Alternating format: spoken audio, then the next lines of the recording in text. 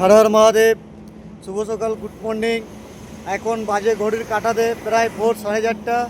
তো আমি কাল সকাল থেকে একভাবে ডন্ডি কাটছি, এখনও অবধি ডন্ডি কাটছি। এখন বাজে প্রায় ভোর 4:30।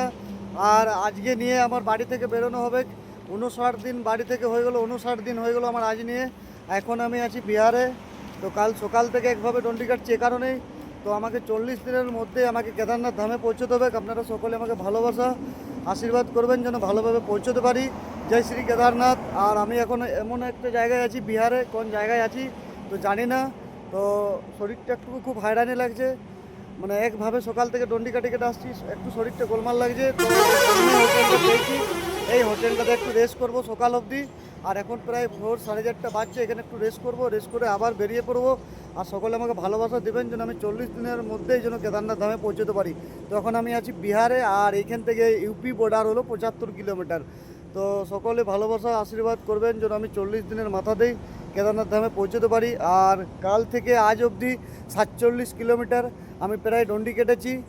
আর আমি যদি সকাল থেকে রাত অবধি এভাবে যদি ডন্ডি কাটি, আশা করি আপনাদের ভালোবাসাতে আমি কেদারনাথ ধামে ঠিক ঠিক সময় মতো পৌঁছে যাব।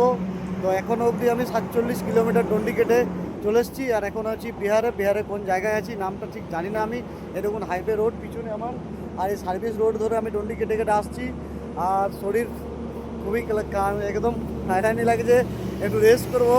জয় শ্রী কেদারনাথ, হর হর মহাদেব। সকলে ভালো থাকবেন আর ভালোবাসা দেবেন যেন আমি ভালোভাবে পৌঁছতে পারি।